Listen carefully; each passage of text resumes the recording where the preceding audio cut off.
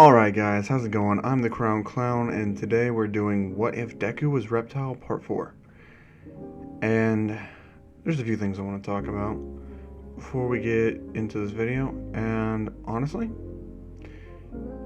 I'm not going to be very active today, so if you guys do join the Discord, I'm just going to have the mods handle things. I trust the mods' judgments. If anything happens and the mods take care of it, they will explain it to me, and I trust them to handle things accordingly. Everything there is done by a group decision. It's not just one mod, it's every mod voting together. That's the way I have it set up. So, if there's a problem, the mods will handle it. That's all I'm gonna say. And also, I'm going through a little bit of a personal stuff, and if you DM me today, I'm just gonna be honest, I'm not gonna answer it, because I'm going through some personal family business right now, and that's all I'm going to say on the matter. So, with that out of the way, let's try to lighten up this mood real quick. Let's get into this. So, where we last left off, Deku won the sports festival. He beat Asui in Mortal Kombat, as Fujin was the proctor to the exam. And during that whole time, someone was watching the sports festival and noticing Deku's abilities. It was Reptile, his biological father. Because, yes, that was the plot point.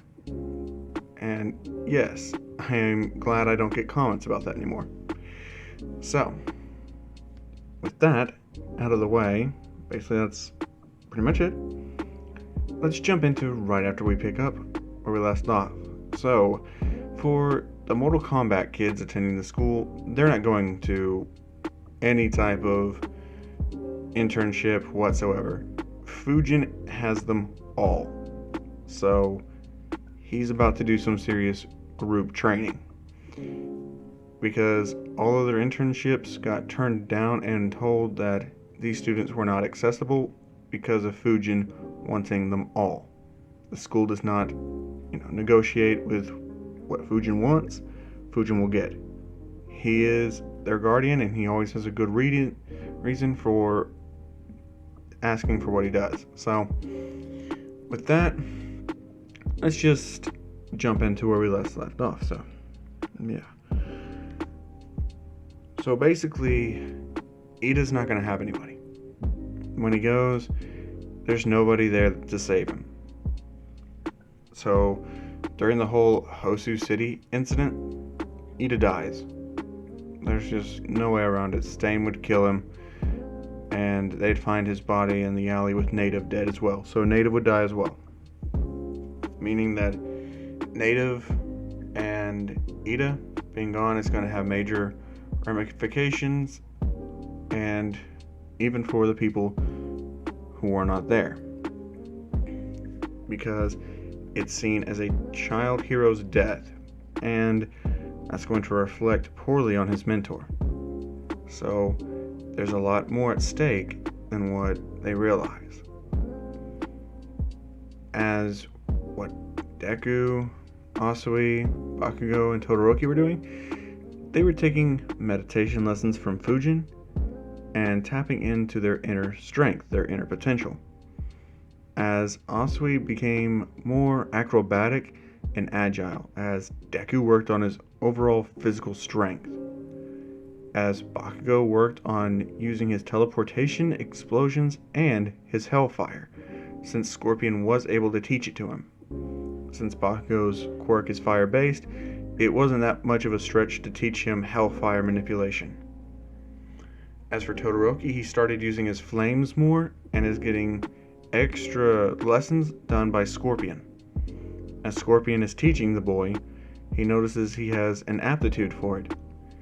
As Todoroki's flames begin to burn brighter and hotter, he's also using his ice powers to enhance his overall durability and his proficiency with it. As Todoroki would just be happy with that. And he was happy that the school told Endeavor no.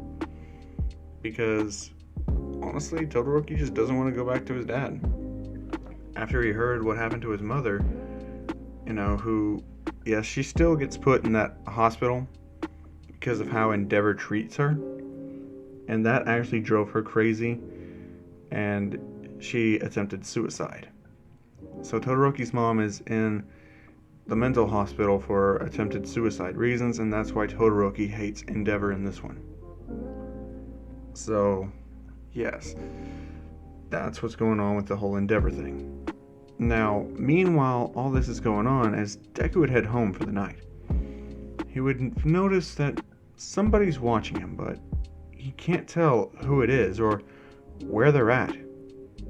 Then all of a sudden, he's grabbed and just pulled into the darkness and thrown into the alley.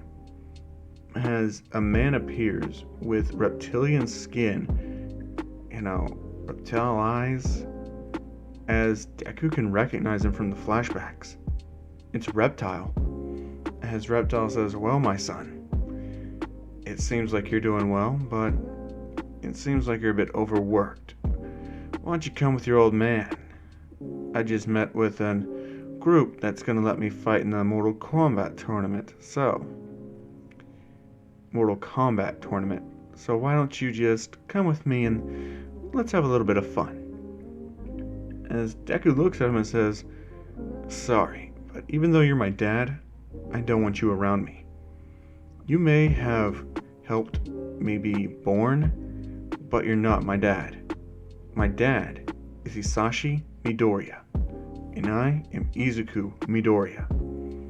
If you're coming after me just because I'm using the name Reptile, don't think I'm using it because of you.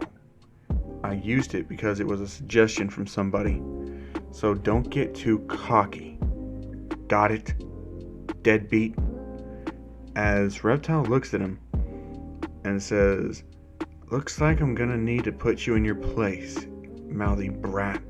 If you're old enough to be talking back like that and taking lessons from Fujin, then you're old enough to fight.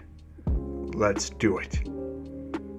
As Deku jumps off the alley wall and goes for a high kick to Reptile's head, Reptile grabs his leg and slams him into the wall, taking his foot and slamming it into his ribcage, breaking 3 ribs. As Deku's just like, "What the hell just happened?" As Reptile looks at him and says, "What happened is your old man's kicking your ass." And basically, Deku would try to fight back, as he would hit Reptile with acid, and it would actually damage Reptile. Since it's just as strong as Reptile's, it could damage him. And Reptile would be thrown back a bit, caught off guard, not knowing that he could shoot a high-speed acid ball, something Reptile is not able to do. His are more slow-moving while he positions you into position, and the acid ball can just hit after he hits you and has got a hold of you. And after that, basically, Deku just keeps on launching attacks. He can barely breathe though, so his breath is limited at the moment. And he rushes at Reptile as he grabs him and just says, "I've had enough of you," as he headbutts him and tackles him to the ground. Restraining his arms, Deku beats on him mercilessly, pounding away. There's blood splattering from Reptile's face. As Reptile says, "You going for a fatality, kid? Want to be just like your old man? Go ahead. Makes no difference. Kill me, you become me." And that's when Deku stops. As he says, "I'm not going to kill you. Just because I don't want to become you. Not because I feel anything towards you." As Deku looks at him and tells him, "You abandoned me. You weren't there when I needed you. Where were you? I thought all these years that Hisashi was my father, and he still is, but where were you? You were nowhere to be found. Everything you did to my mother, beating her, making her life hell, and she finally got away from you, and you didn't even care. What type of scum are you? Just who the hell are you?" As Reptile just looks at him and just says, I'm a fighter, and I'm a killer. There's nothing else to it. I don't give a fuck about you. And Deku's about to deliver a finishing blow out of pure rage, not even knowing what his body's capable of doing. And that's when Hisashi grabs him and pulls him off and says, "That's enough, son. That's enough." As Deku comes through, he says, "Dad, how long have you been?" And Hisashi says, "I was worried about you. You didn't come home. So I went out looking for you. And I'm glad I stopped you before you did something you would regret." As Reptile would get up and just spit out the blood and would say, "Oh look, the one who took the bitch away." As basically Hisashi stares down Reptile and says, "Stay away from my son and my family."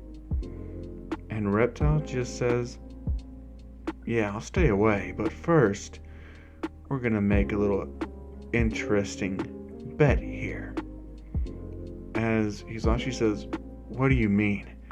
As Reptile tells him, "Just, let's say, how much you want to bet he tries to kill me when you're dead?" As Hisashi's like, "What?" As Reptile just spits at Hisashi's chest and burns a hole straight through him. As Hisashi can feel the acid burning through his skin, Deku goes berserk. Rage fills him, and he starts to get sloppy. And Reptile says, "Round 2 then. Let's go, bitch." As he rushes over there, slams Deku's head into the concrete, grabs him by the legs and slams him into the wall. Punches him so hard in the ribs that he just says, "Well, this isn't fun anymore." And he drops him. As Deku can barely breathe, the broken ribs pierced his lung, giving him a collapsed lung. And that's when Fujin arrives. Too late to save Hisashi, but not too late to save Deku. As he looks at Reptile and tells him, "When we meet in Mortal Kombat, you will die." As Reptile just says, "I look forward to it, God." As he walks off. As, Fujin rushes over to heal Deku's wounds, fixing the broken ribs and the collapsed lung. As Raiden appears and says, "Look at what your peace has taught them. How to die, how to be beaten. You're making gardeners. I make warriors. Do you not think that this isn't something that I should have been informed of?" As Deku just looks at Raiden and says, "Shut the fuck up. I'm tired of your self-righteous, sanctimonious attitude. You can go to hell for all I care. I don't care about you. I don't care about this stupid tournament. My father just died because of it. I hate you all." As he brushes past Raiden, picks up his father's corpse, and carries him home. The whole time, tears flowing down his eyes. As Fujin says, "This was not the time nor the place, brother. Truly, you have fallen further than you ever could have thought possible." And basically when Deku gets home, stumbling because of the low stamina, he barely gets the door open before he falls down. As Inko sees Hisashi's dead corpse in Deku's hands, but a smile on Hisashi's face, because Hisashi didn't die right then away like Deku thought. Hisashi actually woke up when Deku was carrying him home and told Deku that the best moments of his life were being his father, watching him grow, seeing the man he turned out to be, seeing how strong he is and how resilient he's proud to be his father. And he hopes he'll never abandon people in need. That he'll grow up to be a hero that he can be proud of. And to look after his mother. And that he's so sorry he won't be able to be there to watch him grow up anymore. He won't be there for his wedding. He won't get to meet his grandchildren. He's so sorry. He's just so sorry. But even though he's sorry, he's glad he didn't let his son become a murderer. That's something that you can never come back from. As Deku's tears flowed even harder as he saw she wiped the tears from his son's face, smiled, and said, "I love you," and passed away in Deku's arms. The tears fell steadily, distorting Deku's vision as he tries to walk home. He barely makes it, and we're back to where we left with Inko. As the tears fall from her eyes, as she screams no. The tears falling from Deku's eyes. He can't talk anymore. His voice is gone. He just says, "Why?" in his mind over and over again. He never knew why this had to happen, or what could have caused it. But he didn't want things to turn out like this. Things should have been better. How? How could they have ever turned out like this? As the next day comes, Deku arrives at the training ground, and he throws the medallion to the ground and says, he's done. He's not their chosen warrior anymore. He's gonna be a hero, and that's it. No more Mortal Kombat, no more tournament. As Todoroki says, "So what? Your dad died in vain? For you to just be a quitter right here, right now?" As Bakugo is about to say something, but Deku snaps back and he says, "What the hell could you ever know? Your parents abandoned you. They left you at some temple. Your father put your mother in a hospital.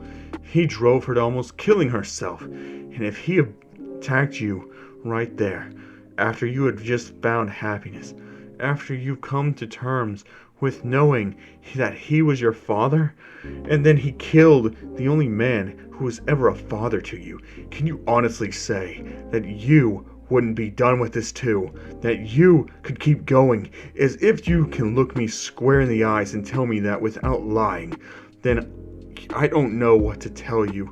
That I'm not as strong as that. I have my limits and I've reached it. I don't give a fuck what you think about me. I'm done." As Bakugo just says, "Deku, it's okay. We got this. Go be the hero you're supposed to be." As Asui says that she'll always be here for him. And that's not going away anytime soon. She hugs him. Deku hugs her. And she says that she really likes him. Mortal Kombat tournament or not, she's always going to be there for him. And Deku says, "Thank you. I'm not able to return your feelings right now. Just give me some time to heal. About a month. That's all I need." And Asui says, "Of course. Anything you need." Turning away from him with tears in her eyes. As she continues her training. As Deku walks home, he doesn't really want to go the usual way. He can still hear Reptile's voice in his head. "Kill me, and you're just like me. You'll become me." So go ahead, do it. As his hands begin to tremble, he remembers his father's dying words. I love you. The tears flow as he sits in the park by himself. But that's when somebody comes up to him. Setsuna, as she decides to sit by him and say, what's wrong? As Deku says, just dealing with personal stuff. It's nothing. Don't worry about me. As he wipes the tears from his eyes and begins to try and stand up, as Setsuna says, you don't have to go. Please. I'm okay to talk about this with you.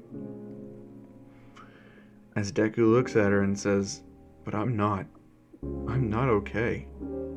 Not in the slightest. As she says, that's okay, but running away from it, it's only gonna make it hurt forever. As Deku sits down and says, why do you care? And Setsuna says, because you're cute. And because I want you. As Deku just says, excuse me? As Setsuna says, come on. As she takes his hand and pulls him towards her. As Deku wants to rip his hand away, but he's kind of entranced by her. As she takes him into an alleyway, a different one. And Deku tells her, look, I'm not too big on alleyways. As she says, it's okay, no one's gonna come around. No one can see what we're gonna do. Don't worry, I'll make sure to make you feel better. As she goes to move her hand up Deku's chest, as he says, well now, what are you doing? And Setsuna says, shh, don't worry. Let me take care of you. Let me make you forget all that pain that you're carrying around in your chest. Let me give you somewhere to put it. As she moves his hand down to her pussy and says, go ahead, touch all you want. I don't mind. As basically Deku just says, no, I can't. And Setsuna says, yes, you can. And Deku says, is it really alright? As Setsuna says, of course. I'm willing. As long as you're willing, everything's fine. And Deku says, you're sure this is gonna help me feel better? And Setsuna says, oh, I guarantee you'll feel better. As Deku says, okay. As Setsuna takes his shirt off and puts it down, and Deku grabs her by the hips, pulls her in close, lifting up her shirt, while she's moving her hands down his scaly skin, as she notices the muscle definition is amazing. As Deku kisses her on the neck, as she grabs him, and basically she wraps her legs around his hips, positioning herself right there. While Deku is holding her up, she kisses his neck and gives him a hickey. As she says, put me back down, as she takes off her bra and throws it down and says, go ahead, suck on him if you want to. As Deku grips one of her tits and puts the other one in his mouth as he's sucking her tits and massaging the other one, as she's moaning real lightly in absolute pleasure. As she says, that's enough. As she undoes his pants, pulls his dick out and starts to suck his dick. And Deku, he's pretty much enjoying this. His back's against the wall. His eyes are starting to roll back a little bit because Setsuna's pretty good at what she does. And she says that this is the first time she's had one this big. And Deku says good or bad, and she says it's very good. As Deku's first time is in an alleyway, not somewhere he would ever expect it, as Setsuna says, alright, I'm dripping wet, your turn to pleasure me. It'll be a fun experience for you. Trust me. As she grips him and pulls him away from the wall, as she bends over and puts her hands against the wall and says, what are you waiting on? I'm only getting wetter. As Deku says, yeah, of course. As he grabs her hips and pushes himself inside of her. As he starts thrusting slowly, but with some power behind it. As Setsuna says, oh, don't tease me now. Come on. As Deku says, if you want it, beg for it. As Setsuna says, fine, I want it. Please, Daddy. As Deku says, fine. And he starts going harder and faster. He pulls her hair, slaps her ass, and says, who's my bitch? As Setsuna says, I am. As Deku grabs her and he switches her positions, pushing her up where she wraps her legs around his back. As Deku's just going crazy. He can't stop himself anymore. His animalistic side is taken over. He's lost all sense of reason. He's going harder, faster. Setsuna's moans are getting louder. People are starting to hear them out in the streets. They can hear footsteps coming down the alley as Setsuna screams harder as Deku says, beg for it, now. As Setsuna says, harder, I need it, more. As Deku says, damn straight. As he keeps going, as he just bites down on her collarbone, giving her a hickey. As he's kissing her neck as she's going crazy with pleasure. It's racing all throughout her body. As Deku says, okay, as Setsuna says, pull it out. As Deku pulls it out, he starts to come all over the trash. As Setsuna says, that was almost a big no-no. Tell me that you're gonna start buying some armor whenever we do this. And Deku says, what, you want more? As Setsuna says, after the way you just fucked me? Hell yeah. As they put their clothes back on, Deku heads home. She was right. He does feel better. As he gets home, his mom can immediately tell he wasn't by himself or at the dojo. As she sees the greenish black hair on Deku and says, so, who's the girl? And Deku tries to say that it's Asui, but Inko, she knows better. As she takes the hair and smells Deku, as she can tell that there's not just his sweat there, it's somebody else's. And she questions Deku about it, and he says, don't worry about it. I didn't do anything wrong. And it's just a new friend. And Inko says, okay, when can I meet her? As Deku says, how do you even know it's of her? Could have been a guy. And Inko says, so you're gay? And Deku says, what? No. And she says, sweetie, I can smell the perfume. And judging how you're reacting, you had sex. As Deku just like, Mom, how do you... And she says, look, I'm not going to tell you that you're not allowed to. You're a man. You're going to do it anyway. But I know you didn't go to school today, today either. What's wrong?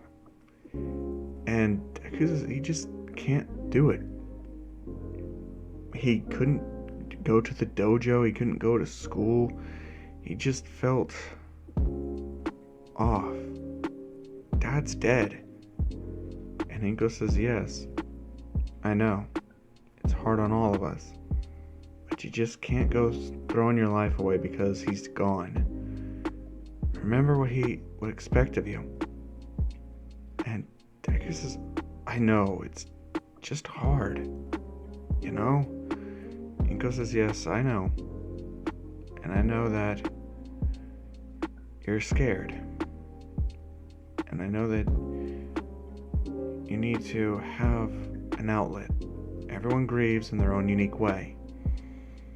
So if having a random pickup and rendezvous with some girl is how you're going to grieve, then by all means, go for it. But you better wear your Saiyan armor. As Deku says, yeah, she kind of told me that I'd need to get that. As Inko says, I'll get you some. Tell me the size and I'll go get it. As Deku tells her, and he's a bit embarrassed, Inko just says, sweetie, trust me, I've seen plenty of them. As she walks off to go get the Saiyan armor, and she tells him one last time, don't stick your dick in crazy. I don't want crazy grandchildren, so remember that. As Deku says, sure, Mom, sure. As he lays there, he gets a text from Asui, and he answers it. She says, is it cool if I come over?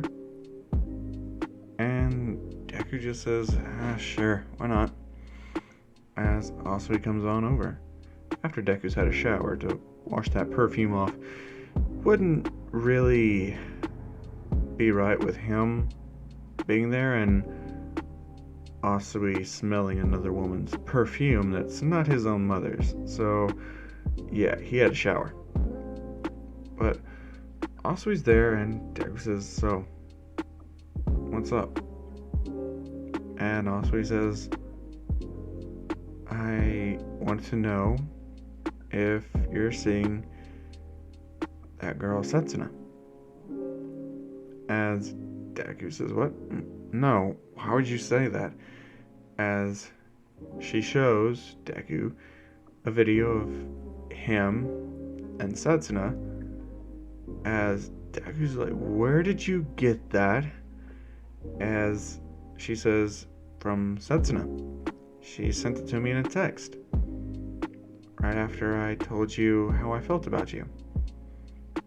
And you told me you'd need a month.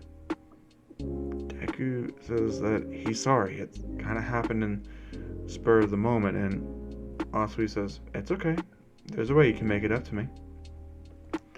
And Deku says, how's that?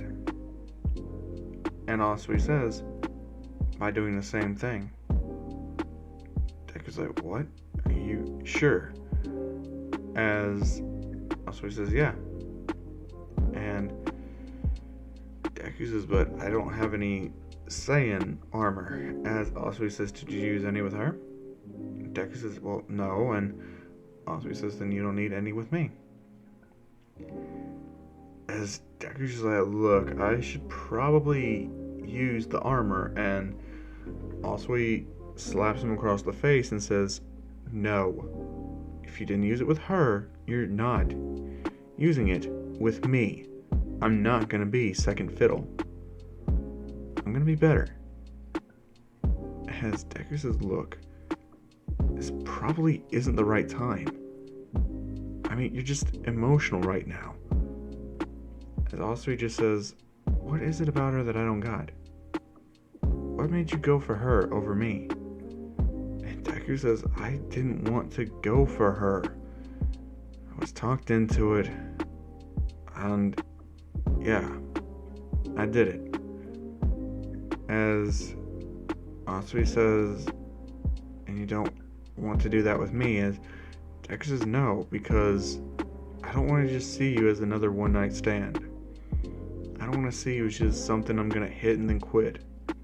Setsuna meant nothing. Sure, she wants to do it more, but I don't. I'm fine with it. As Asui says, you promise? And Deku says, yes, I promise. If I ever do it with you, I want it to be special. As Asui says, then make it so. I'll wait. As she puts her shirt back on, and basically Deku's taking a sigh of relief. As Asui says, but we do need you. Bakugo doesn't want to admit it, but we do. You're our best fighter. You're the only one who has a chance at winning this whole tournament. And it's coming up soon. As Deku says, yeah, I know, that's why we're not going to the training camp, right? As basically Asui says, yeah, that's right. As basically Fujin has invited new fighters that have been going through similar training. And the new fighter is Inasa. Yeah, Inasa's in the story.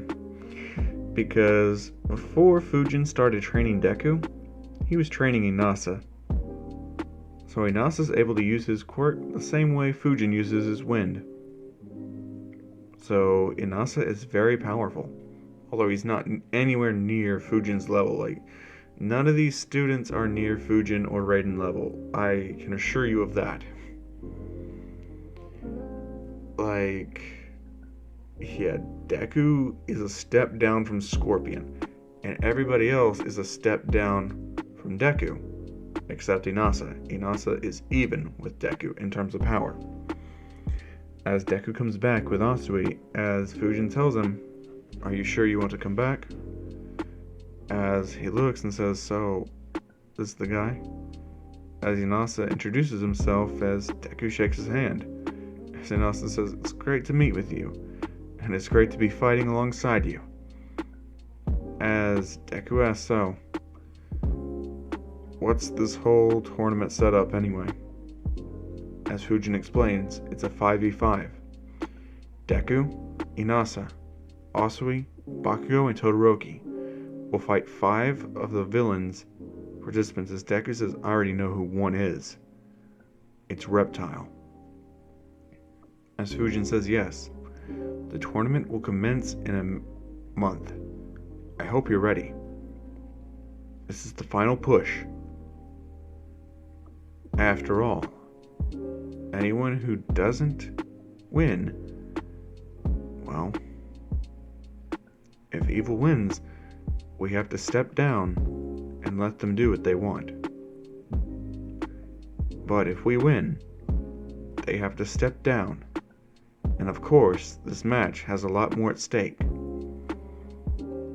We have fatalities in this. As Fujin says to Deku, he will be pitted against Reptile, most likely. And Deku just says, why? As Fujin says, well, we for sure know Reptile is one of their fighters. Another one would actually be this crazy guy. They call him Muscular. And I've heard that they recruited the hero killer Stain, the man that killed one of your classmates. As Deku would say, yeah, so I heard. And so, the training begins. As they don't know who the last 2 fighters will be. They just know they have to fight someone named Muscular, Stain, and Reptile. And Fujin allows Raiden to come back, realizing that he can only do so much. And the others, they're going to need as much training as they can get. So Scorpion, Raiden, the newest Grand Master of the Lin Kuei, who is a descendant from Sub-Zero, actually bestows the name upon Todoroki. So Todoroki is now the new Sub-Zero, as Bakugo takes up the mantle of Scorpion, with Deku taking up the mantle of Reptile, and Asui. She's not really given a specific name to take up, but she chooses to take up the name Chameleon. Even though she can't turn invisible, it's better than Frog, or Toad, or Froppy. So she calls herself Chameleon. And basically, the preparations are done. The tournament draws near. And they prepare themselves. So, I hope you guys enjoyed. As always, I've been the Crown Clown, and I hope to see all you beautiful people again in the next video, which is Spawn, comes out later today.